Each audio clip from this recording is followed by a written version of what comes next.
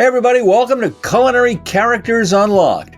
I'm David Page, and my guest on this episode is an award-winning chef with a restaurant empire in both Los Angeles and Chicago. She's won Iron Chef, she's won Top Chef, she's won a James Beard Award, and her favorite ingredient is goat. Here's Stephanie Izard. Chef, thank you for joining me. How are you? I'm good. Thanks for having me. How are things in LA, Chicago? Where are you right now? I always have to ask myself that question when I wake up in the morning, but I'm in Los Angeles, just got back from a little week-long tour around the country, including Chicago, and LA is great. Great food, that's for sure. Although so's Chicago as a food town. It's extraordinary. Both amazing food towns with many different pockets and hidden gems and so much to explore. Where'd you grow up? I was born in Chicago, so I come from a Chicago family, but we moved to the East Coast on my first birthday. So I grew up in Stamford, Connecticut. My dad was working in New York City and spent most of my childhood there, then went to University of Michigan, Scottsdale, kind of all over the place. Did you grow up in a food-oriented family? I would say so. My mom was an amazing cook. She passed about 12 years ago. I'm sorry. That's okay. She was my biggest inspiration coming up. So she had every gourmet magazine that there ever was, which sadly they sold at a yard sale when they moved later in life, which very much upset me. But she had hundreds of cookbooks. And every Sunday, my sister, my mom, and I would get together and go through all of her recipes and plan out a menu for the week that would be hanging on the refrigerator. And we would get in the kitchen with my mom. Our friends could come over depending upon the menu, whichever night they wanted to come have dinner. So very food centric. What kind of food? All sorts of stuff. My mom used to make everything from, there was roast beef and Yorkshire pudding night or tempura night, or she had her friend Mrs. Cole come over and they would make Mandarin pancakes. We still use that same Mandarin pancake recipe at my Chinese-inspired restaurant today. And we'd have mushu. So food from all over the world from the time I was a little kid. So you grew up with a diverse range of foods from different cultures and countries, which is how we made an American cuisine anyway. When did you think to yourself, I could take this out of mom's kitchen and do it for real? It wasn't until I was halfway through college. So I went to University of Michigan thinking that I wanted to wear power suits and work in an office. I don't know what I thought I was going to do there, but I tried to get into the business school and I still did well in college, but I didn't get into the Michigan Business School. I decided to be a general studies major. And my dad said, well, you need to pick a major. So I decided to be a sociology major. But meanwhile, my dad suggested that I go to culinary school because there was nothing that ever excited me when I walked into class in college. So I finished up Michigan and I went to Scottsdale Culinary Institute. And the second that I walked in, I thought, oh my gosh, I found my people. You found your people. Found my people. Other people that want to talk about food all the time. I didn't feel strange anymore. Not to in any way age you, but this was pre-Instagram pictures of food on everyone's phone? Decades before. This was in 1998. We just started having email.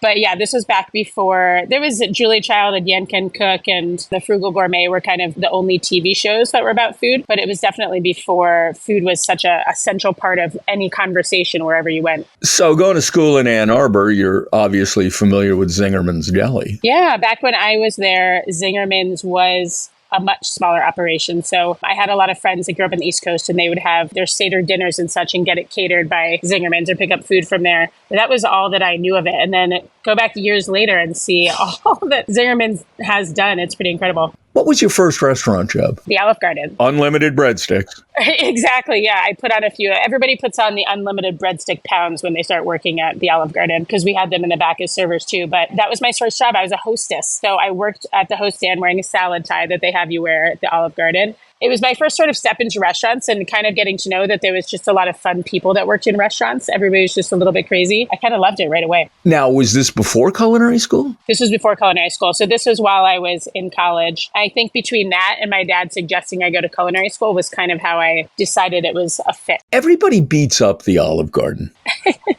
But a lot of people like it. Is it, how do I say this? I'm not a fan of chain restaurants. I think they're killing independent restaurants, but there's a niche for them, isn't there? Olive Garden's been around for a very long time. And I will say back when I was there, almost 30 years ago, it was very different. I think that there was a little more quality to everything, but still a chain restaurant. But I could tell you during training, we learned hot food hot, cold food cold, money to the bank, and clean restrooms. I don't know how I remember this from 30 years ago in training, but it's true. I can also sing the Olive Garden birthday song. There's so many things I remember from working there, but there's something impressive about a restaurant chain that can go through that many years and still be going. What was the path that got you to opening your own restaurant? I opened my first restaurant when I was 27. When I moved to Chicago, which was after working in Arizona for a couple of different chefs, I went to Chicago just to visit some friends, and I ended up staying because I just thought it was such a better fit than living in Arizona. I was working at a restaurant called La Tâche. It was this tiny little French bistro. It was my first sous chef job in the city. And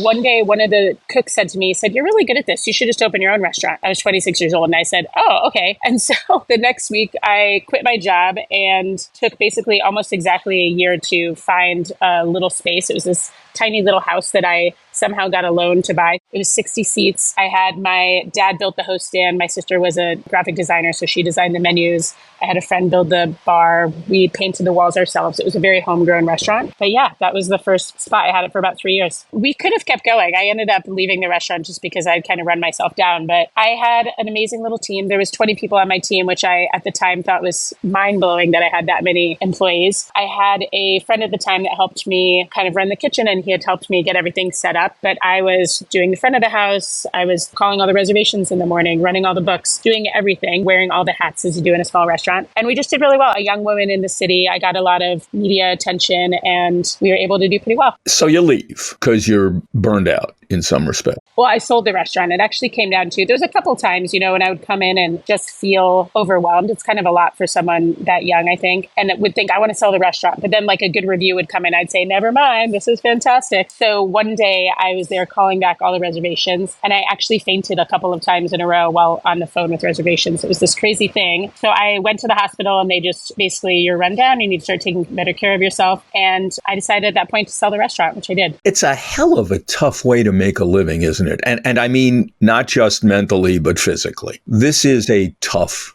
job. How did you get past this? I mean, you stayed in the restaurant business, so what came next? Yeah, so it was basically, it sold the restaurant to Chef Takashi from Michigan. And the last week of service, I was answering the phones on Friday, and I got a call from Top Chef, and they said, "Hey, this is Top Chef. We heard about you. We want to see if you want to interview to be on the show." And I said, "Well, I have to work tomorrow. I can't come down for an interview." And they kind of coerced me into interviewing to go on the show. So after I sold the restaurant was when that happened. So did that, and then it led into meeting my business partners, and kind of that's how we got here. Is Top Chef fun? It's super fun, but it's also one of the hardest things you could possibly do. I was talking about it. I was filming another show this past weekend where they also sequester the cooks that are participating. And it brought back all these memories.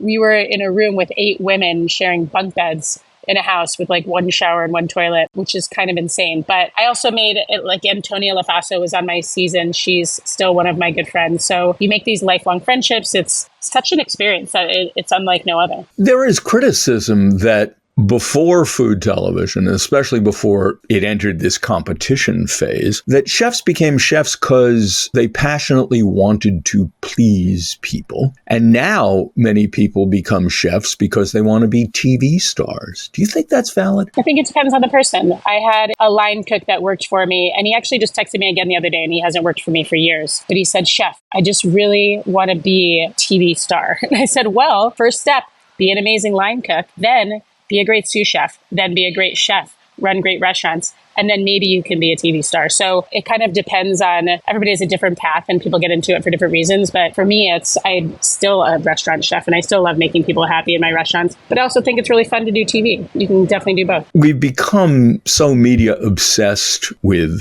food. When someone in your restaurants pops out that phone and starts taking pictures of food before they even taste it, good, bad, annoying, what? I'm guilty of the same thing. People want to see when I go out to eat, so I take pictures also. So I'm not going to talk about... Yeah, but wait, you're culinarily famous. Of course people are interested in what you eat, but when Joe Schlabotnik goes out and takes pictures of every meal, is that okay? I'm not a big fan of the giant lights that come out along with it, where it just is a little bit obnoxious. But if you're just taking pictures of food, it's just where we're at right now. People want to either document it for themselves, they want to try to use it to get more followers, whatever it is they're doing. It's just kind of become part of the business. So hopefully the food looks good and they get a good picture. Everybody and his brother is now, and I'll put it in air quotes, a foodie. Is the American palate getting better? Is there a real public interest in better food, good food, local food?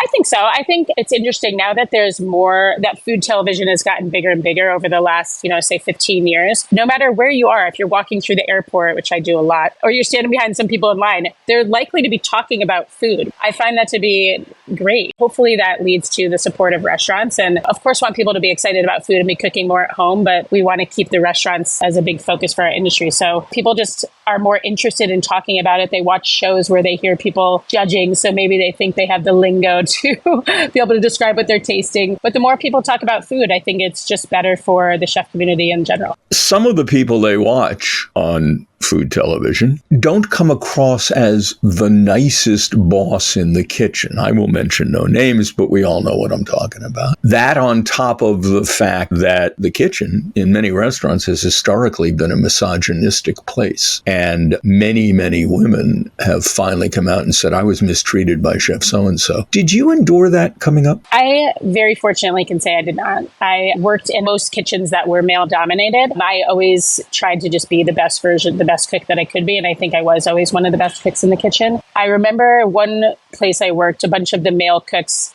kind of blamed the fact that I got to go to events and do all these things. They're like, that's just because you're the girl. And I said, no, it's just because I'm a better cook than you. So I was very fortunate to never get held back because I was a female or have any of that. But I do have a lot of friends that have told me different stories. And I know of different chefs who, have maybe not been the best version of themselves or in kitchen. So it seems like and I just was having a conversation about this with a female chef friend of mine a couple of days ago, but it seems like things are getting better and it's just it's not acceptable anymore. And so hopefully that'll just continue being the trend and women feel that they can speak up and the industry can just start to or continue to turn itself around. Do female chefs run a kitchen better beyond the cooking in terms of mentoring, the environment, not screaming, or am I making a sexist point here that isn't valid? I think it always depends on the person. I mean, there's screaming women and there's screaming men and there's supportive men and supportive women. I think historically, probably men have seen as more of the screamers, likely because there was just more male chefs too. But yeah, I think it just all depends on the person. I like to think a lot of women, at least for me as a mom, I feel like I approach a lot of conversations with my team from that sort of mom point of view. It kind of helps you want to nurture your team a little bit more. And it's great for teaching how to be a better mom and teaching you how to be a better chef. So I think we're able to bring that into it. But there's some good guys out there too. It just really depends on person. What's it take to run a successful restaurant? I mean, obviously you're a fantastic chef, but that's just part of it. It's just a piece of the puzzle. I mean, I think a lot of times as a chef or as a restaurateur, you kind of think of just one part of it. Yeah, you can have amazing food, but you can have bad service, bad ambiance, all of those things. And then it doesn't matter how great your food is. Or vice versa. You can walk into a restaurant and you have the best front of house team that you've ever come across. And it's the most beautiful restaurant, but the food is not getting the attention that it needs. So I think to be a great chef is to be, if you're not the owner of the restaurant, to still treat it as though you are and really think about all those different pieces of the puzzle, because that's what makes the guest experience. When did you open Girl and the Goat? That was your first... Well, no, it wasn't your first. You had that restaurant for 3 years. After that one, then you went on Top Chef. Then what happened? And then I opened Girl and the Goat with my partners in 2010. Tell me about it. Why did you make this choice? So Girl and the Goat, my last name is a type of goat in French. So we say Izard, but it's Izard, which is a mountain goat that lives in the Pyrenees Mountains. So that's where the whole goat thing came from. But all the while after having Scylla, the tables at Scylla, we had white tablecloths because we couldn't afford nice tables. So we had to cover up the cheap ones. But I wanted to not have white tablecloths. I didn't want it to be a restaurant that felt like you could only go there for a special occasion. It wanted to be, yes, you could do that, but you could also just go on Tuesday night because you were hungry. A place that was full of energy and had great food, but also was very comfortable and fun. And when you go in our kitchen, it is not quiet, and it's not quiet on purpose because we want our team to have fun in the kitchen and be happy and smiling. And during the day, we listen to music and we make sure that it's an environment that creates happiness. And when you come into the restaurants, you can see the cooks in the kitchen smiling while they're kind of working very hard and cooking over live fire. And you can then see out in the front the team really enjoying hanging out with the guests. So that's what we tried to create. And I think that's what happened. Live fire is a big part of Girl and the Goat? It is Girl and the Goat. We have a wood fire grill, which is my favorite part of it, and then also a wood fire oven. So when you walk into Girl and the Goat Chicago, there's a burnt wood wall in the middle of the restaurant too. And there's something about like the smells that you get. It just kind of gets you hungry as soon as you walk in. It's very comforting. And what kind of food is it? Oh, it's always hard to describe. It's food from all over, just kind of whatever I'm in the mood for. I think stemming from my childhood of cooking foods from everywhere, that's just become my style. Girl and the Goat and that Little Goat, where it's a lot of Southeast Asian influence, some Korean, some Indian, some Moroccan, just different flavor profiles, but always highlighting some great ingredients from the farm and just having fun with the food. Bold, in-your-face flavors, some unexpected flavor combinations. And I think the fun of the restaurant comes across in the food. What do you get out of wood-fired cooking that you can't get out of other kinds of cooking? Flavor. It just gives extra flavor. There's that smokiness. We use both our wood fire as well as a smoker for a lot of our meats and for vegetables. I'm actually going to smoke some strawberries today for a new goat belly set that I'm working on. But just hold on. Explain that to me. What?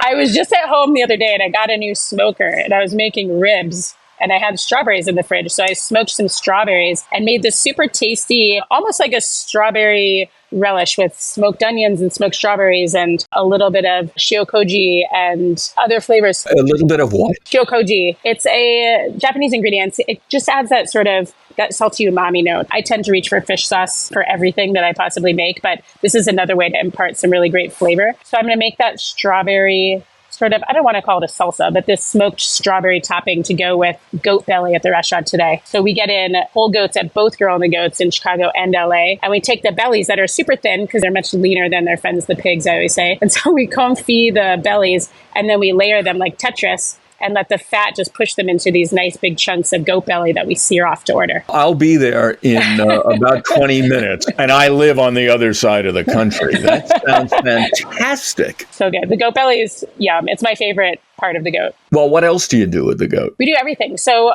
when we were opening Girl and the Goat, I had never actually cooked goat before. You know, it's just because of my name that we named it that. So we tasted goat from different farms. We picked in Chicago, it's called Kilgus Farm. Justin Kilgus, we've been working with him since we opened. And we do everything from whole roasted goat legs that you can get for larger parties, roasted goat shoulders, goat sausage, goat belly, goat shanks, goat neck. Everything that you think of that people often do with pork, we do it with the goat. I would assume most people would say to you, I don't even know what the hell goat tastes like. Yeah, we have a lot of folks that come in that are a little maybe even nervous about trying goat for the first time. So we also have on the menu in Chicago, we have goat empanadas. So I say that's the good starter goat. You can get the goat inside of an empanada. It's going to be delicious no matter what meat was in there.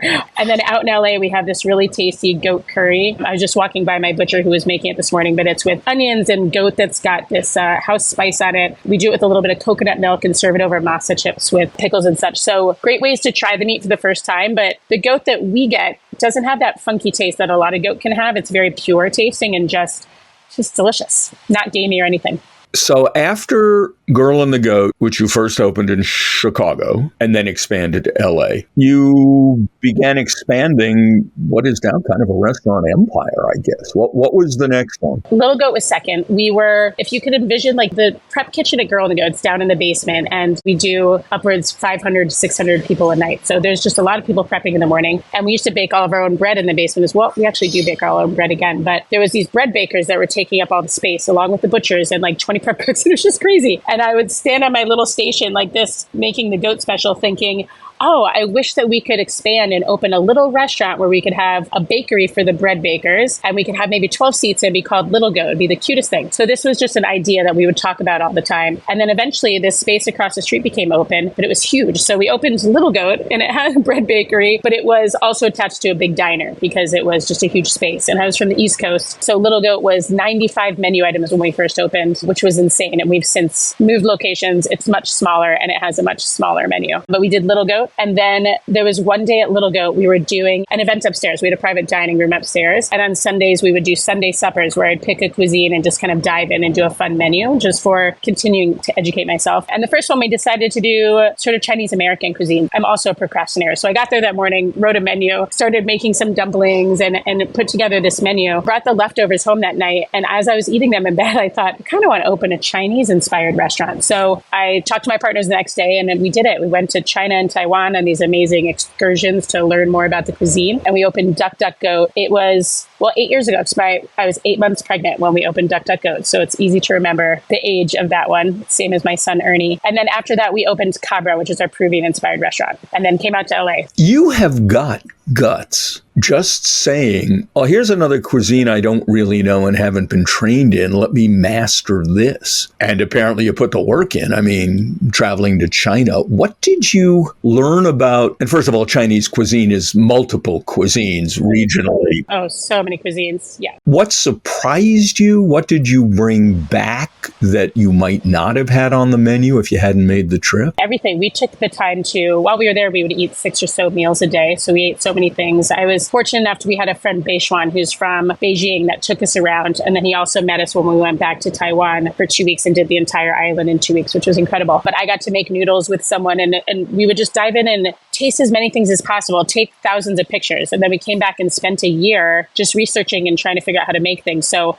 I taught myself how to make every dumpling dough, spring roll wrappers, pot sticker dough, kind of made up this mung bean noodles because I was playing around with starches one day, slap noodles. All the things that are on the menu were just sort of self-taught after that trip, but I wouldn't have opened up my eyes to the various parts of China and the Sichuan province versus what we had in Beijing and what we had in Taiwan.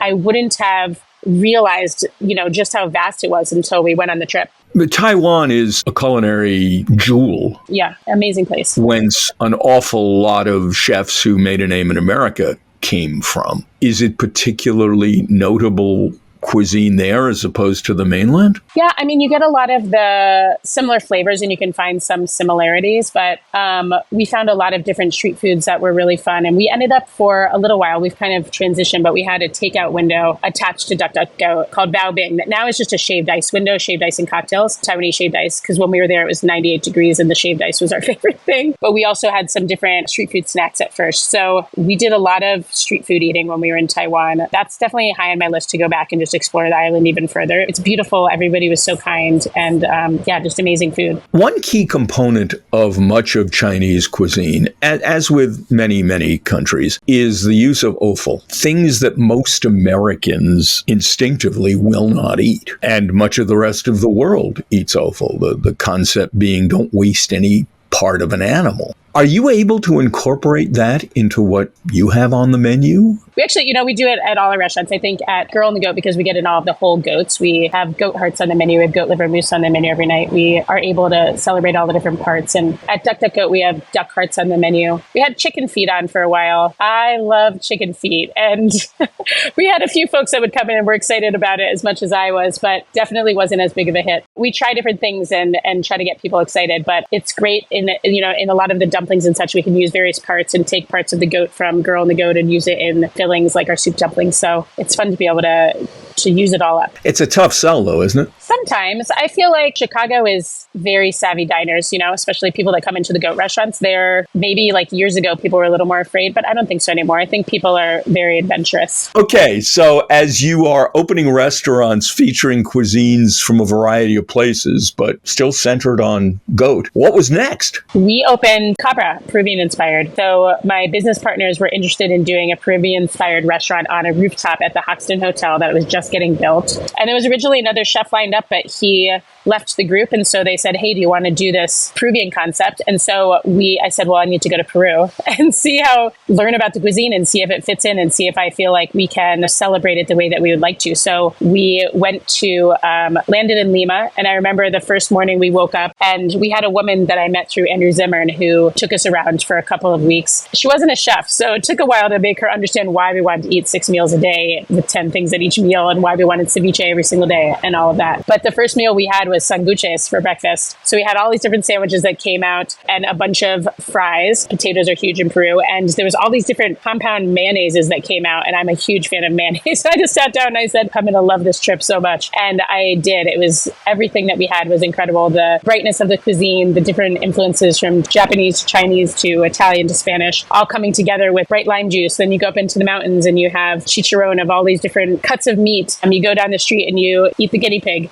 But just an amazing treat. Is anticulchos a street food there? Anticulchos, yeah. Which, for anyone who doesn't know, that's beef heart, right? Beef heart, yeah. And then most people that are serving anticulchos beef heart, they also are serving other skewered meats as well. So it's sort of become a term for just skewered meats. We had beef heart on the menu in Chicago for quite some time, and now we just do different skewered meats, but it's delicious. And it's a cool technique when you're cooking it on the grill and then just hitting it with like a little bit of flavors it started cooking. And I wish I could remember the name of the place, but it was a woman who was known for having like the best anticuchos on the street. And she had just opened like a brick and mortar. So we went in there and just sort of stood on the wall at a little ledge and just went to town one night. It was absolutely delicious. Peruvian food, which I think is extraordinary, doesn't seem, in my view, to be able to gain a real foothold in America. And it's my sense that people have been pushing for a number of years now to get Americans to wake up to Peruvian food.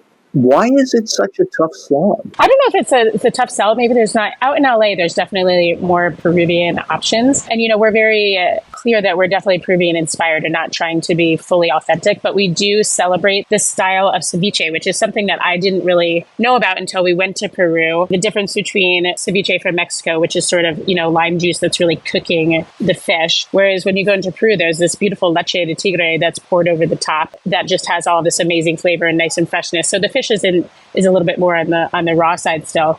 We have our classic ceviche at Cabra. We blend up to order in a blender our sort of fish base that has lime juice. We actually put a little bit of pickled raisins in it to add some sweetness because limes in the US are a little bit intense compared to limons in Peru. But we blend it up to order with a bunch of ice and pour it right over the sea bass along with little concha, and like the salsa criolla is basically like a little red onion salad on top, along with some sweet potatoes on the side. You get it with some chips and just eat it. And it's so just refreshing, especially I'm looking outside right now. It's such a hot summer day everywhere. But because it comes straight out of the blender with the ice, it's just cold, limey, bright, just the best bite. What's the next cuisine you're going to tackle? I don't know if I'm going to dive into another cuisine for like a restaurant that's just one cuisine. I enjoy having the restaurants that have a little bit of everything as well. And the next phase is sort of going into various cities, into hotels, and opening up different versions of the goat restaurants. So what's great is we have a background now I've dove into so many different cuisines that when I open those different restaurants can really look at, hey, what market is this in? What might be fitting here? What kind of local ingredients can we get? How can we make a goat restaurant that fits this particular city? So that's kind of the next phase, is just going all over the country. How much of your menus is local, regional, organic, sustainable? As much as we can. I don't say that I wouldn't say organic is our biggest goal. We have local farmers that raise things very well and properly, but the laws of that are very strict in strange ways sometimes. But in Chicago, we have such great relationships with so many farms, and it's just kind of weather dependent. You know what I mean? There's some of the year where you're not going to have as much local produce, but we always are supporters of our local farms with the meats when we can. And then it's very easy to be regionally supportive with proteins in the Midwest, just as it is in LA, because there's so much that's raised there. Seafood's a little rough in Chicago to be local, but we just make sure that we're going sustainable. And then out in LA, it's been diving into produce. It's just crazy what that things are, there's strawberries in January, and you think to yourself, how do we even decide how to change the menu ever with the seasons? But not something to complain about for sure. How often do you change the menu based on what you bought? It just depends on when I'm in the mood, when I'm visiting. So today I'm at Girl and the Goat Los Angeles, and I'm working on this new goat belly set and working on some new brunch items because I'm in town here for a few days. When I go to Chicago, we work on new dishes together with the team. So it's just kind of as we feel like it. We've never been, hey, today's spring, let's put on a spring menu. It's just, and plus, it's not like the blueberries and the asparagus call each other and say, hey, let's go into season today. I think it's more so as things start to roll in, we start to put them on the menu, or just as I wake up in the morning and think to myself, I think I'll smoke some strawberries today, then I just do. The concept of smoking strawberries, which, by the way, I'm going to try. You should do it. Where the hell does that come from? I love smoking so many things. And I was making these ribs and it just seemed like a good idea. And then I tossed that on a tomato and avocado salad, and it was just the ribs were so good. And my son was the only person home. And so I made this yummy, rub on the outside. It was like shiokoji, mustard, and Worcestershire was what I rubbed and let it sit on the ribs for a little bit. And then I made this fun spice mix I always use chicken powder, the bouillon powder as a base. That with different chili flakes and black pepper and coriander.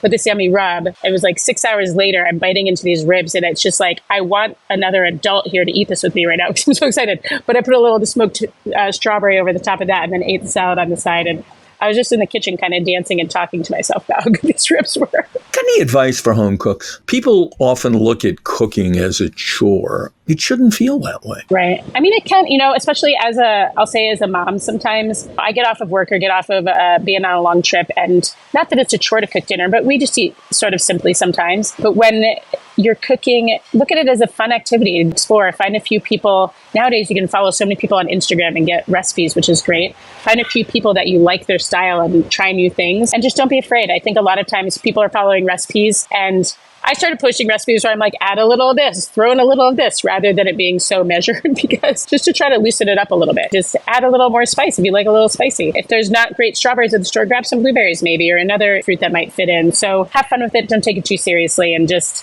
hope for something tasty. What do you see for American cuisine, American dining down the line? I don't know. I mean, I think that the restaurant community, it's definitely challenging. The costs of running a restaurant become they just keep going up and up. And so we keep having to have our menu prices go up and up. And I'm not sure the general population really understands why. Even though when you go to the grocery store, you can tell that the chicken prices have gone up. Pork chops are more expensive. Just think that that trickles to us too. We don't get some like amazing discount in the world. So I think, or I hope that people continue to support restaurants even as we go through those changes. And that restaurateurs don't sort of lose the excitement and momentum because of the new challenges that we face. Because like you had said earlier, a lot of chefs, they just get into this because they want to make people happy with their food. And that's why we're all work our butts off. This industry is very challenging, but I hope that it continues to sort of flourish and we can continue to do what we love and not have all these sort of challenges take it down. Well, you are a great example of how to do it right in this industry. Some days. No, just kidding. Some days.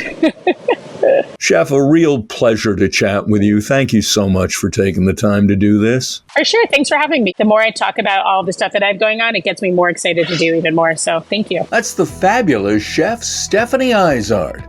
I'm David Page, and I'll see you next time on Culinary Characters Unlocked.